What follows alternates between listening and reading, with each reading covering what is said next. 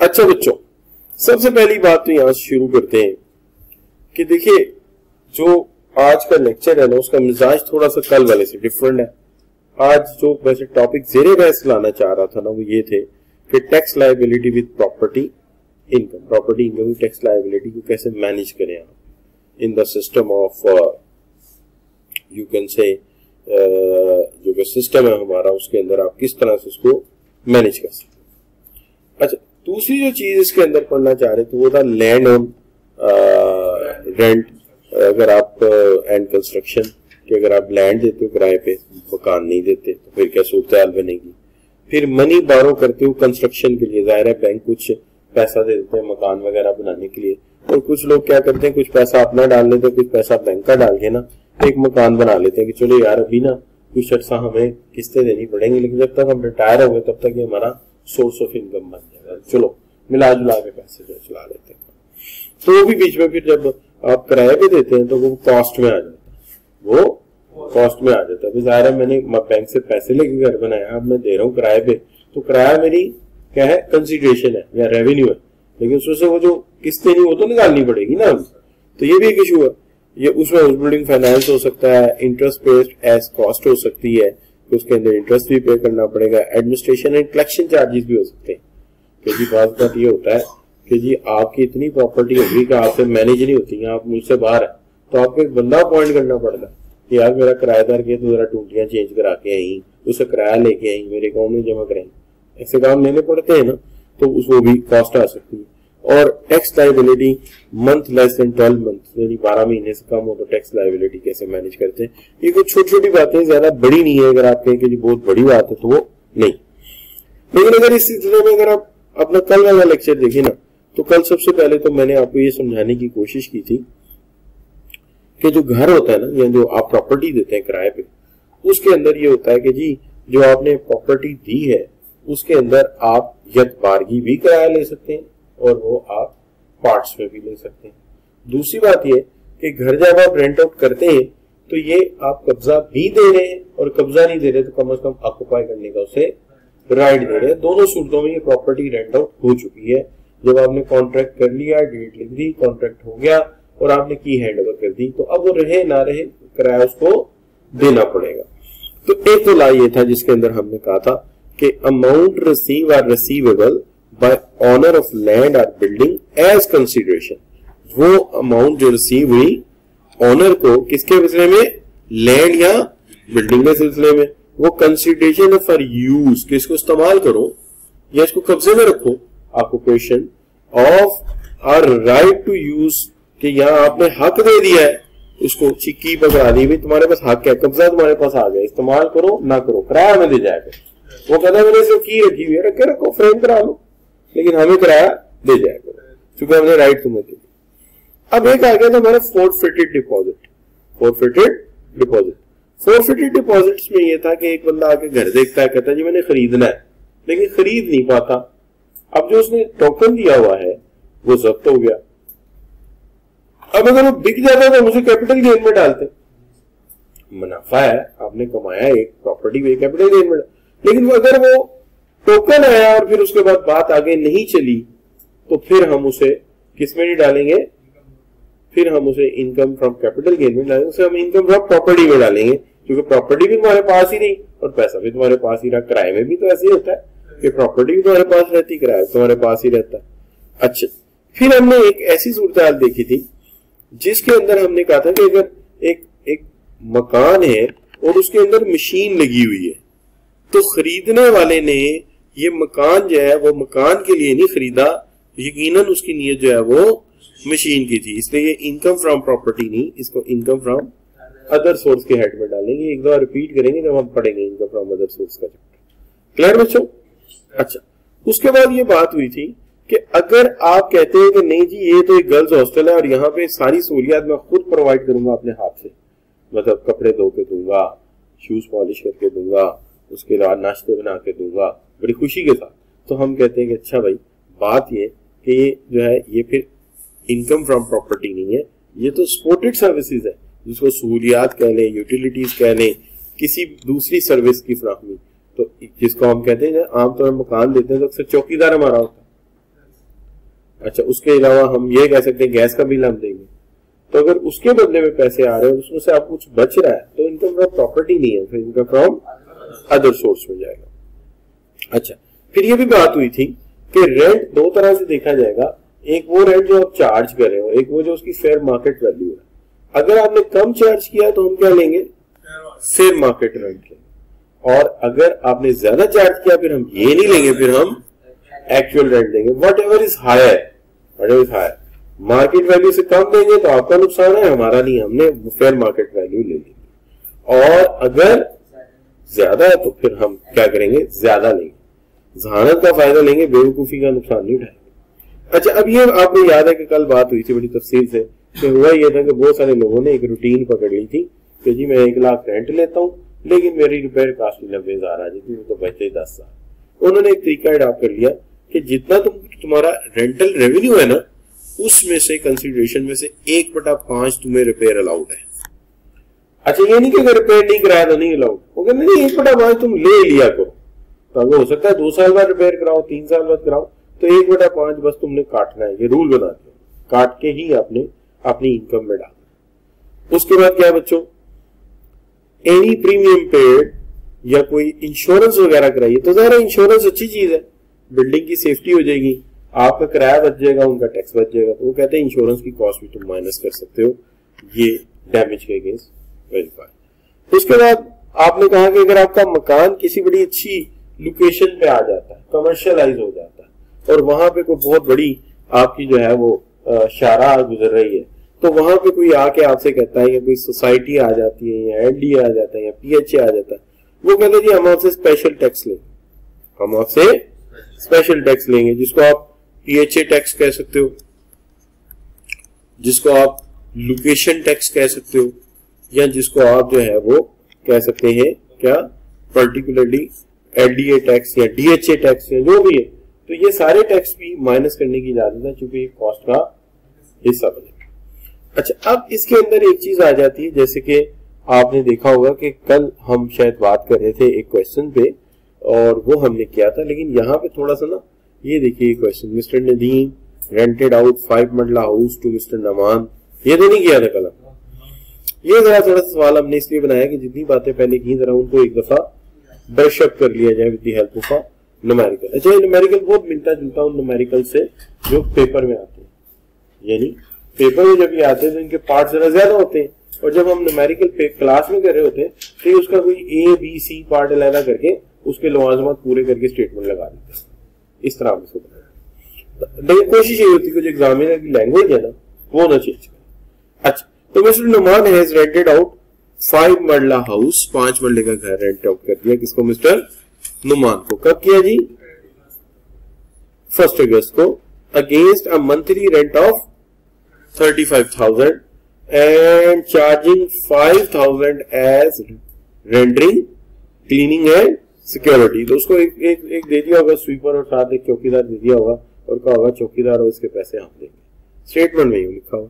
अच्छा, 5,000 is part of monthly rent, यानी वो 5,000 है 35,000 में शामिल है। गलती ना करे स्टूडेंट, समझे 40,000 है, नहीं है 35 ही, 30 कराया और 30 उसका क्या है, 5 उसका क्या है, जो उसका सर्विसेज है, एडिशनल सर्विसेज। तो he also bear expenditure as given. अब जाहिर है जब उसने ये जिम्मेदारी ली तो खर्चे भी लगेंगे। अब इसको खर्चे क्या आ रहे हैं, एक रिपेयर कॉस्ट लिखी हुई है, एक एलडीए टैक्स लिखा हुआ है 500 रुपए, और एक स्वीपर लिखा हुआ है, और एक चौकीदार लिखा हुआ है, और कहता है कि उसकी एस्टिमेट टैक्स लायबिलिटी और उसकी इनकम फ्रॉम बिजनेस कितनी है, 7 लाख।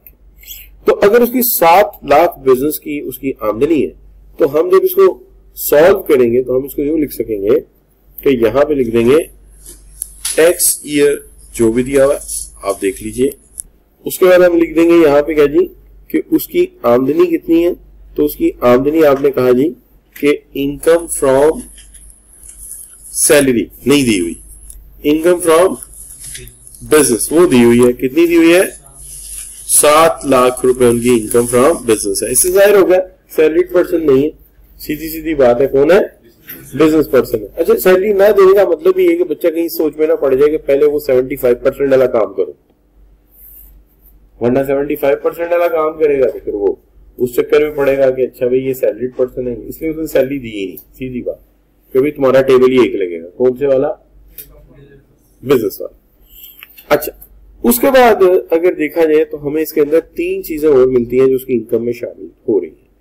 एक शामिल हो रही इनकम फ्रॉम प्रॉपर्टी और एक शामिल हो रही इनकम फ्रॉम अदर सोर्स। अच्छा, इनकम फ्रॉम कैपिटल गेन इसके अंदर नजर नहीं आती कहीं, ना तो उसने कोई शेयर बेचा है ना उसने कोई मकान बेचा है, ऐसा कुछ भी नहीं हुआ इस सवाल। तो यहां पे ये वर्किंग 1 बन गया और ये वर्किंग 2 बन गया। आसानी के लिए ये बड़ा आसान हल होता है कि वर्किंग अलहदा कर दें ताकि आपकी स्टेटमेंट बड़ी सिंपल और आसान हो। और ऐसी सूरत में अगर आप एग्जाम में अल्लाह ना करे गलती कर बैठते हैं तो आपको इतना पता है कि मैंने किस एरिया में जाके गलती ढूंढनी। तो मैं पहले कर रहा हूं इनकम फ्रॉम प्रॉपर्टी को सॉल्व। इनकम फ्रॉम प्रॉपर्टी के एतबार से देखा जाए तो जो उसको रेंट रिसीव हो रहा है ना वो हो रहा है 30,000। 5,000 मैंने इसमें से निकाल दिया क्योंकि वो किसका था?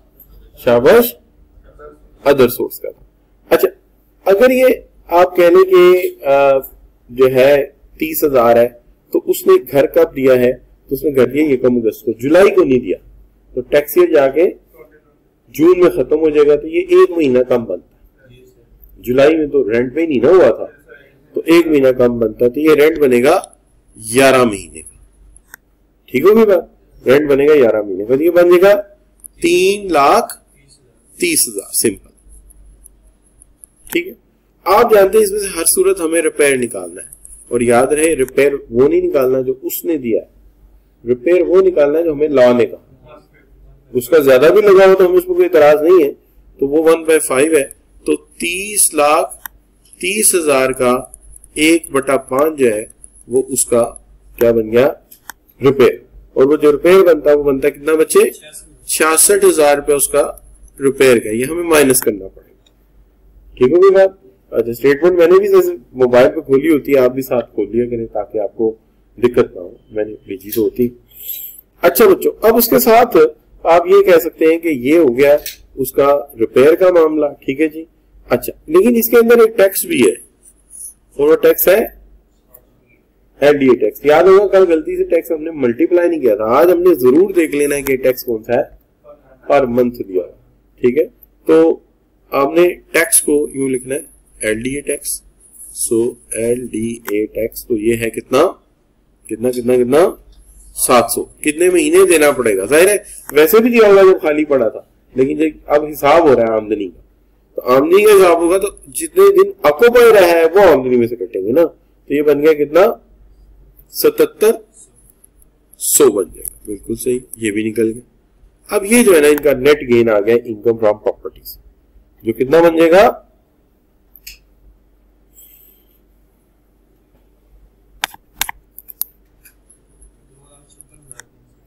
2,56,300।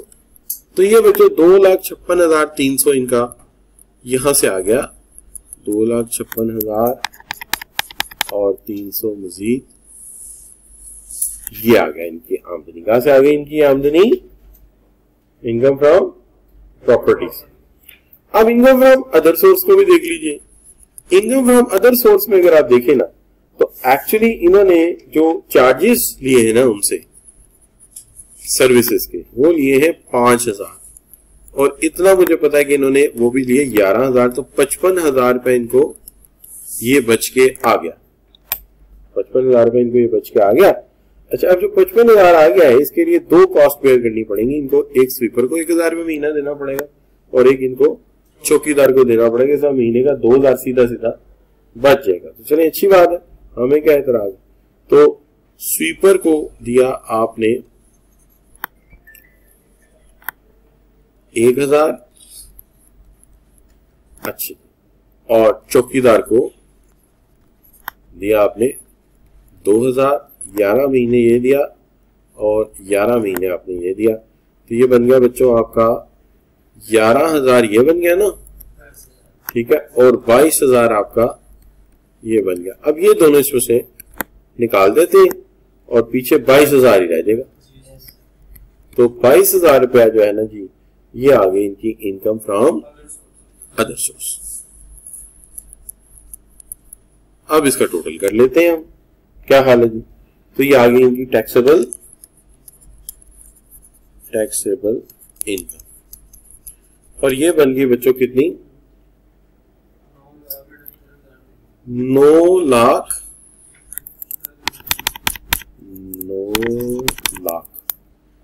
और 78,000 और कितनी 300। तो ये बच्चों आ गया इनका क्या जी, income from property, income from other source and overall income, taxable income.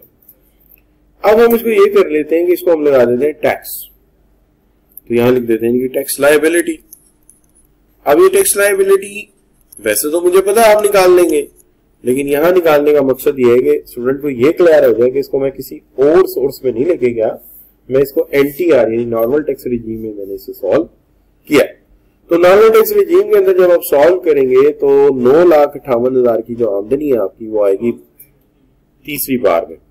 तीसरी बार ये कहती है कि 10,000 रुपया स्ट्रेट फॉरवर्ड टैक्स आ जाएगा मिनिमम का, और आप इसमें ऐड करेंगे जितना भी डिफरेंस आ रहा है माइनस करके कितना जी 6 लाख, और उसको आप मल्टीप्लाई कर देंगे किसके साथ, 10 के साथ। तो यहां 10% के साथ आप इसको मल्टीप्लाई कर देंगे, ये आ जाएगी हमारी क्या जी 47,830 रुपए आ जाएंगे, ये हमारी टैक्स लायबिलिटी बन जाएगी।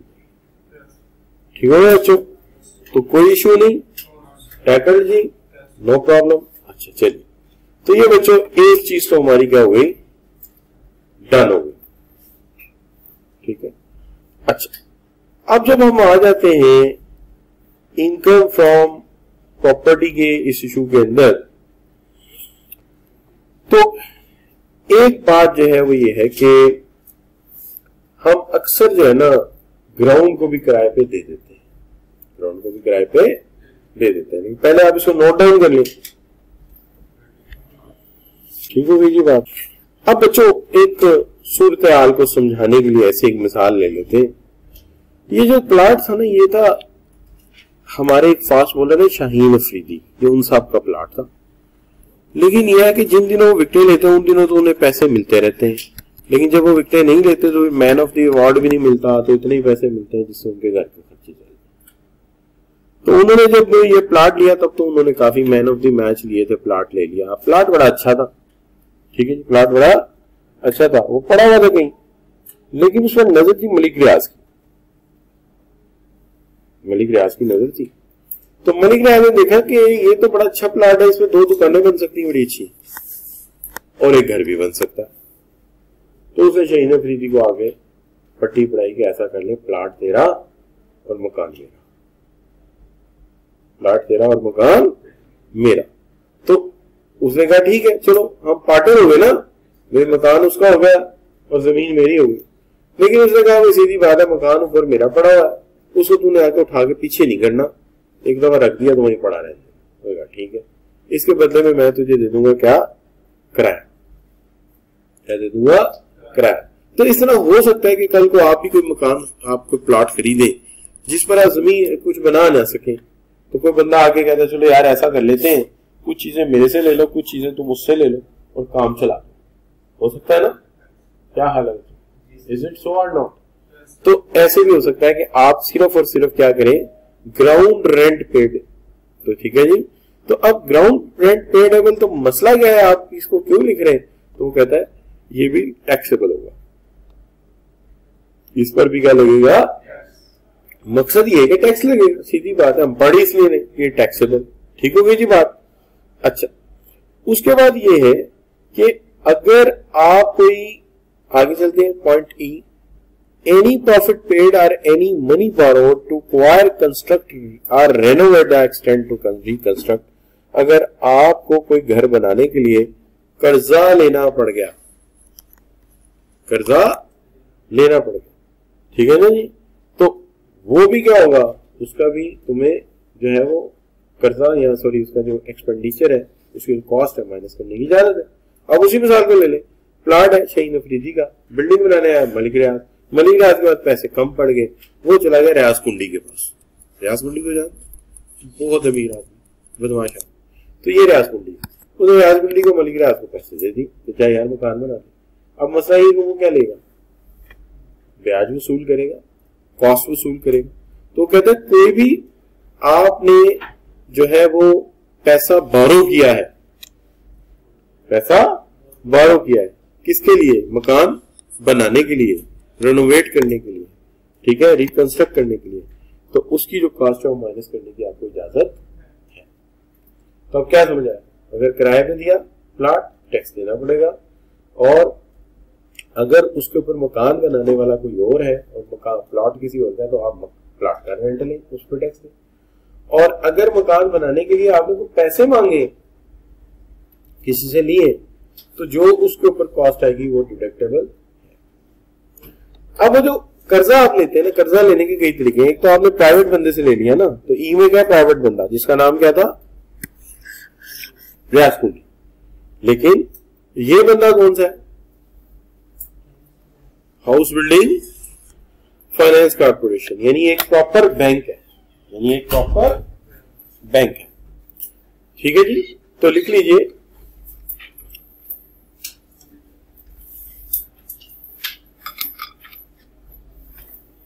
आज का पॉइंट नंबर 1, आज का पॉइंट नंबर 1, पहला पॉइंट आज का ये है कि rent of land is taxable, rent of land is taxable, rent of land is taxable. जमीन जो है उसको किराए पे देंगे तो उसका आपको क्या देना पड़ेगा, टैक्स देना पड़ेगा। दूसरी बात यह है cost of borrowing, cost of borrowing, cost of borrowing, cost of borrowing either from an individual, either from an individual, either from an individual or banking institution, either from an individual or banking institution is deductible, is deductible, is deductible। तो मैंने ये दो point इकट्ठे कर दिए ना आपके points में, ठीक है, कि अगर तुम किराए पे दे रहे हो रेंट, तो रेंट दे रहे हो, किराए पे दे रहे हो तुम जमीन को, तो उसका तुम्हें टैक्स देना पड़ेगा आमदनी पे। लेकिन अगर तुम कर्जा लेकर मकान बना रहे हो तो कर्जे की कॉस्ट चाहे वो आम बंदे से लिया हो इंडिविजुअल, और चाहे तुमने किससे लिया हो, बैंक से लिया हो, दोनों के पैसे तुम्हें क्या करने, कॉस्ट डिडक्ट कर सकते हो। ठीक है ना जी।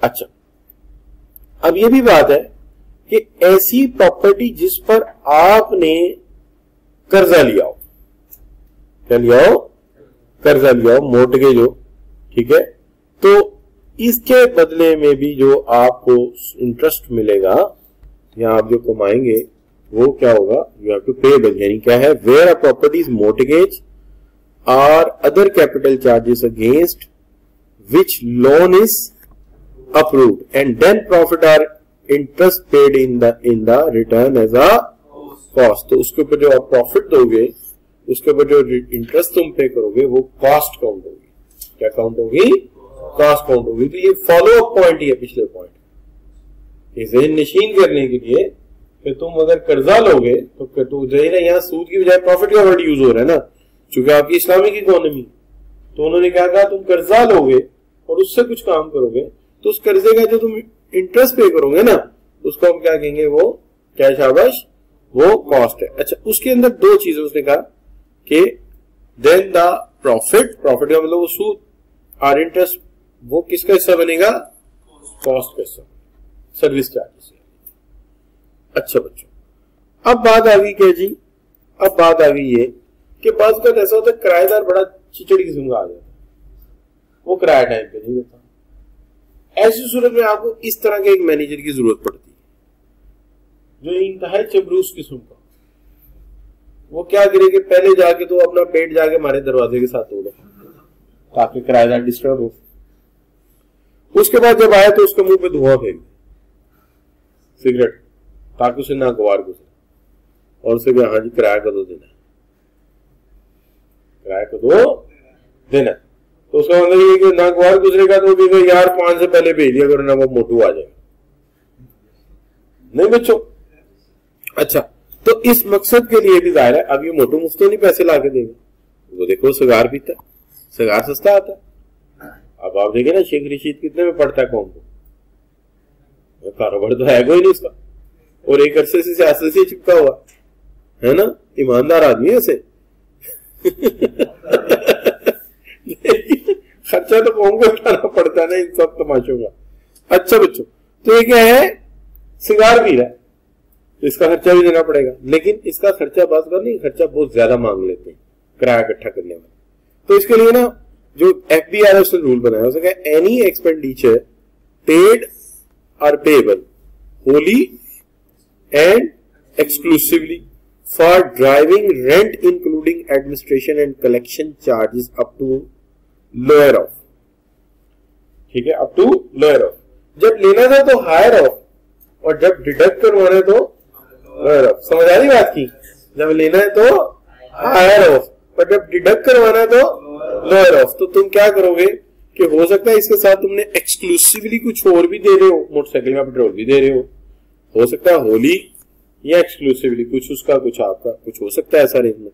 लेकिन याद रखना हमने 4% से ज्यादा तुम्हें अलाउ नहीं करना। अब 4% क्या है, इसमें से जो लोअर होगा, अगर 4 से कम दिया तो फिर क्या होगा, फिर हम वो लेंगे ना जो तुमने लोअर दिया, लेकिन अगर ज्यादा दिया तो फिर 4 देंगे। अच्छा, अब इसमें रिपेयर अलाउंस में क्या होता है, रिपेयर अलाउंस में होता है 1/5 ही होगा, जितना मर्जी तुम्हारी खर्चा है, आया या नहीं आया तब भी हो। ठीक है। अच्छा, और रेंट चार्जेस में क्या होता है कि हायर ऑफ, रेंट चार्जेस में क्या होता है हायर ऑफ, यानी ज्यादा से ज्यादा। अगर तुमने ज्यादा ले लिया फेयर मार्केट वैल्यू से तो वो कम ले लिया फेयर मार्केट वैल्यू। लेकिन जब आई बात कलेक्शन चार्जेस की, तो कलेक्शन चार्जेस के अंदर रूल ये बना 4 से ज्यादा तुम्हें नहीं देंगे। अच्छा, अगर 4 से कम करवा लो ना तो फिर कम लिखोगे तुम, यानी अगर तुम्हारी 2% पे डील हो जाए, 3 पे डील हो जाए तो 3 ही शामिल करेंगे स्टेटमेंट में। रूल यही है, कोई बेईमानी करे तो उसकी मर्जी। ठीक है जी। लेकिन 4 से ऊपर जाने, चूंकि अगर ज्यादा है, बंदा जो रख लिया वो बदमाश है आगे से, और इधर वाला भी बदमाश है, बदमाश हो गए, चार्जेस ज्यादा होते हैं। चूंकि साथ बंदूकें लेके जानी पड़ती है, 2 बंदे और लेके जाने पड़ते हैं, मूछें रखनी पड़ती है, मूछों को बल देने पड़ते हैं, उसको मलाई मलनी पड़ती है, चीज खाना पड़ता है, खर्चे तो है ना उनके। तो क्या जी, चाहे बदमाश वालों जो मर्जी पालो, तो तुम्हें 4 से ऊपर अलाउ नहीं। क्लियर बच्चों? अब ये बंदा भी वो सस्ता तो नहीं पड़ा होगा, इस शेप का बंदा ढूंढना बड़ा मुश्किल है, पहली बात तो ये। अच्छा, तो इसका मतलब ये है कि अगर आपने लमसम डील कर दिया 1200 और 1200 पता लगा ये तो 2% बनता है, तो वो कहता है यही हम देंगे, ये लोअर ऑफ। लेकिन अगर आपने डील कर दी 5000, ठीक है, वो 3% से ऊपर जा रहा है, 4% सॉरी, तो हम सिर्फ 4% तक मैक्सिमम जाने देंगे, इससे ऊपर आपको जाने नहीं देंगे। क्लियर जी? अच्छा, अब बच्चों क्या आ गया जी, अब आ गया कि अगर प्रॉपर्टी पर कोई लीगल प्रॉब्लम आ गया, to defend the property or suit connected with the property in the court. लेकिन याद रहे ये मुकदमा हो जिसके अंदर आपका कोई बंदा प्रॉपर्टी का राइट छीन रहा हो, यानी अगर वो जीत गया मुकदमा तो प्रॉपर्टी आपके हाथ से निकल के उसके हाथ में चली जाएगी, तो उसका जो खर्चा है वो भी अलाउ है, उसका खर्चा भी अलाउ है। लेकिन इसके अलावा अलाउ नहीं है, इसके अंदर आगे मजीद उन्होंने काफी शिकायत डाली, यानी फजूल के मुकदमे नहीं, वो मुकदमे जिसमें इस प्रॉपर्टी की जो मलकियत है उसके ऊपर हरफ आ रहा है। तो मलकियत में हरफ आ रहा है तो फिर तुम इसका खर्चा भी ले सकते हो। ठीक है। अच्छा, तो वो कहता है legal charges paid to defend title of property. Title का मतलब क्या होता है, मलकियत, title property, or any suit connected with the property in court. तो इसका खर्चा तुम माइनस कर सकते हो, जैसे कोर्ट की फीस, वकील की फीस, ये माइनस कर सकते हो इसी में से। क्लियर जी? अच्छा, देखिए ना, बात यह कि जब तो वो सोचते इस एंगल से कि जब हम इसे टैक्स ले रहे हैं तो एक्चुअली हम इस प्रॉपर्टी में इसका पार्टनर बन चुके हैं, लिहाजा अगर इसकी मलकियत पे कोई हरफ आता है तो हमारा टैक्स भी तो जाएगा। तो अगर क्या सीन बनता है, तो चूंकि बेचारा टैक्स देता रहा है, समझ रहा है, ये लीगल राइट रखता है, तो अगर इसके ऊपर कोई प्रॉपर्टी के ऊपर कोई क्लेम कर देता है तो ठीक है, ये अपनी आमदनी से पैसे निकाल के प्रॉपर्टी की मुकदमा लड़ सकता है। क्लियर बच्चों? और वो कॉस्ट में डाल सकता है। तो ये इन्होंने बच्चे इस तरह से इसको किया है।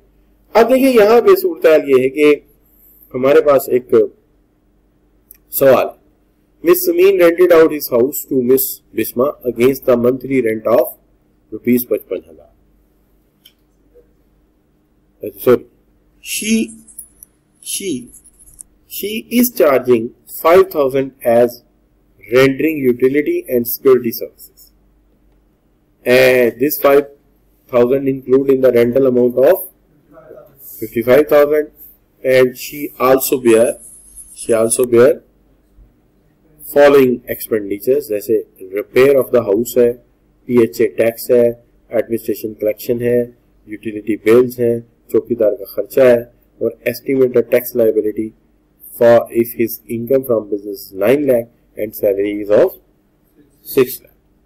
तो अब हम देखते हैं हम इसको कैसे ट्रीट करते हैं। तो ये पिछले वाले सवाल की काफी हद तक रिवीजन हो जाएंगे हमारे, लेकिन कर लेते हैं। अच्छी बात है कि मतलब 2 सवाल किए हूं तो टीचर के फ्राइज में से, मनसबी में से फ्राइज पूरे हो जाते हैं। यार न्यूमेरिकल कराए थे, अब आगे बच्चों की मर्जी। तो चलिए इस पेज के 2 हिस्से कर देते हैं। इस पेज के जब हम 2 हिस्से करते हैं तो एक तरफ आ जाएगा टैक्स ईयर जो भी उनका है, और टैक्स ईयर जो उन्होंने बताया है वो बताया उन्होंने नहीं बताया, चलिए हमें भी नहीं पता, हमने लिख देते, ठीक है जी। अच्छा, अब इनकम फ्रॉम बिजनेस उन्होंने बताई, तो इनकम फ्रॉम सैलरी भी बताइए, इनकम फ्रॉम बिजनेस बताइए। तो जो इनकम फ्रॉम बिजनेस है उनकी वो है, अल्लाह आपका भला करे, दैट इज 9 लाख, और इनकम फ्रॉम सैलरी जो है वो कितनी है, 6 लाख। ठीक होगी जी बात। अच्छा, अब बच्चों इनकम फ्रॉम प्रॉपर्टी आ गया, इसको डाल देते हैं वर्किंग 1 में, और इनकम फ्रॉम अदर सोर्स को डाल देते हैं वर्किंग 2। ठीक है जी। अब जब हम वर्किंग 1 करेंगे तो यहां पे आ गया income from property. Income from property के लिए आप रेंट को लेंगे, रेंट 55,000 है, लेकिन 50,000 रुपए जो है ना वो रेंट है, 5,000 रुपए जो है ना वो चलेंगे किसमें, शाबाश, अदर सर्विसेज। लेकिन अब याद रहे कि चूंकि यहां कोई मंथ एंड टाइम हमें नहीं दिया गया तो हम इसको 12 महीने के लिए ही काउंट कर लेते हैं। ठीक है जी। तो ये आ गई आपकी आमदनी कितनी, 6 लाख आ गई। तो 6 लाख रुपए आपने कमा लिया यहां से। लेकिन इसके अंदर हमें सबसे पहले जो निकालना है वो है रिपेयर अलाउंस। आल तो रिपेयर की कॉस्ट उसकी अपनी जो है वो शायद ज्यादा आई हो, रिपेयर की अपनी कॉस्ट उसकी आई हुई है 7,000, लेकिन हमने कितना निकालना है, हमने 6 लाख का 1/5 जो बनता है 1,20,000। तो ज्यादा मिल गया इसको, तो वो कहते हैं ज्यादा मिले तो ज्यादा ले लो, लेकिन हमने फिक्स कर दिया, और अगर ज्यादा हो गया तो फिर कम लेना पड़ेगा। तो तुम इसको बचा के रखते रहो, हो सकता है कल को ज्यादा कराना पड़ जाए। और इसके अंदर और कोई खर्चा देख लेते हैं। और कोई खर्चे में मुझे लगता है ये तो अदर सर्विसेज के खर्चे हैं, PHA टैक्स है। तो PHA टैक्स जो है ना ये इसमें से निकालना पड़ेगा। PHA टैक्स कितना बनता है,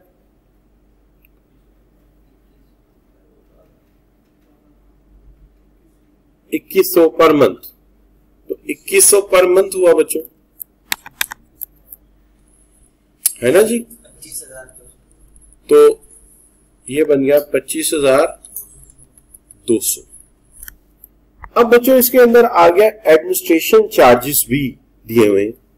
एडमिनिस्ट्रेशन चार्जेस दिए हुए कितने, 1 लाख। तो अब यहां पे हमें ना तय करना पड़ेगा एडमिन चार्जेस। एडमिन चार्जेस को हमें तय करना पड़ेगा। एक है 1 लाख रुपया और एक है 6 लाख रुपए का 4%। वो कितना आता है, तो हमें लेना है लोअर ऑफ। क्या लेना है, लोअर ऑफ लेना है। ये बनता है 24,000। तो लोअर ऑफ कौन सा हुआ, ये लेंगे और ये नहीं लेंगे, तो लिहाजा यहां पे क्या आएगा 24,000। ये माइनस हो जाएगा इसमें से। ये भी माइनस, ये भी माइनस। मुश्किल बात तो नहीं कर दी कोई। तो लोअर ऑफ क्यों लेना पड़ा? चूंकि ला ये कहता है 4% ले सकते हो जो अपनी मर्जी का नहीं। अच्छा अगर वो कम होता 10,000 होता 15, फिर हम वो ले लेते चूंकि लोअर ऑफ हमें चाहिए। तो ये बच्चों कितना बन गया आपका? 480 480 25 4,30,800 4,30,800। ये फिर एक डंडी बन गई। देखिए आपने डंडी सी बन जाती। ये क्यों बनती पता है आपको? वैक्सीनेशन कराई थी ना जब से, तब से बन गई। अच्छा इलेक्ट्रॉनिक चेंजेस। अच्छा बच्चों तो अब यह कहां लिखेंगे इसको? 4,30,800 रुपए इधर डाल देंगे। अब दूसरी वर्किंग कर लेते हैं, वो छोटी सी है बहुत, और उसके अंदर हमें जो है ना एक रेवेन्यू इकट्ठा हो रहा है, और वो जो रेवेन्यू है, ये चार्जेस हैं जो हमने लिए, वो हमने लिए हैं 5,000 रुपए और 12 महीने लिए हैं, तो 60,000 रुपये हमारे पास ये आया हुआ है। 60,000 रुपये में से हमने एक यूटिलिटी बिल देना है जो तयशुदा रकम है, शायद मीटर कट गया हुआ और तय कर लिया 1,800 रुपये महीना। ऐसा मेरे साथ कर लेना कभी, 1,800 रुपये महीना मेरे साथ। तो अगर वो डबल भी कर लेना, ट्रिपल भी कर लेना, तो मैं मानने के लिए तैयार। अच्छा बच्चों तो 12 कितना हो गया बच्चों? 21,600। अच्छा और दूसरा बच्चों, शाबाश, दूसरा क्या है? चौकीदार। तो चौकीदार साहब कितना ले रहे हैं? 1,000 ले रहे हैं, 12 महीने तक लेंगे। हालांकि इनको रखने का इतना खास फायदा कोई नहीं होता। ये जब भी कहीं चोरी हो जाए तो बाद में ही कह देंगे हम नमाज पढ़ने गया, पीछे से 3 बंदा आया तो पैसा ले गया। अक्सर देखे इनके बयान इसी तरह के होते हैं। अच्छा बच्चों, बल्कि आप ये कहते हैं हमारी सोसाइटी के गार्ड्स हैं, तो एक तो मुझे याद है कि वो डाकू आए, सोसाइटी के गार्ड सो रहा था, उसकी गन भी चुरा के ले। जब पर्चा कटाया तो मेरे साथ ये भी लिखना पड़ा कि सोसाइटी के गार्ड की एक गन भी लिखे।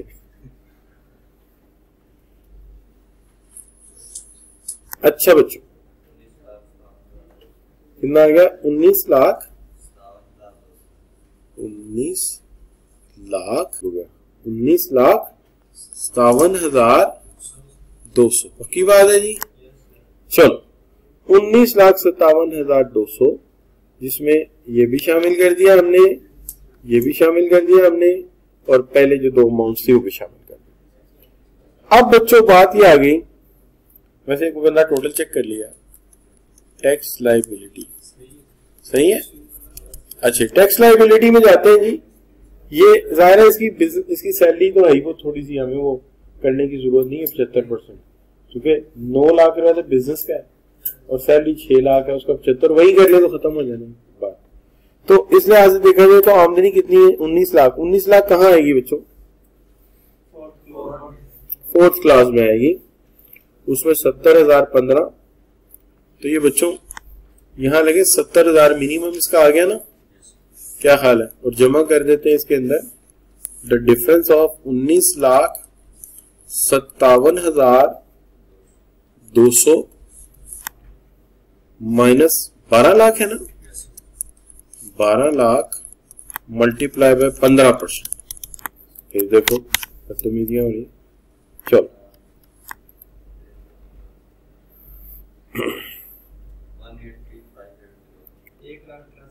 1,83,580, यानी कि इसको कितना पड़ गया?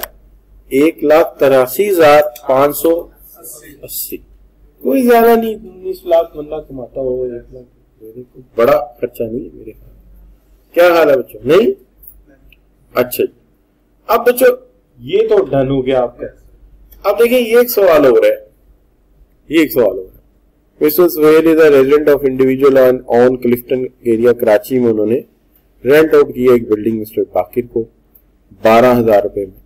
The amount include 15,000 monthly arrangement to 2 security guards for building and for following expenditure incurred by Mr. Suhail. Repair है, प्रॉपर्टी टैक्स है, इंश्योरेंस प्रीमियम है और कलेक्शन चार्ज। सवाल है बच्चों कब का? दिसंबर 2012 का, यानी पेपर का सवाल है, ठीक है। और mister Suhail paid 4,000 salary per month to each of 2 security guards.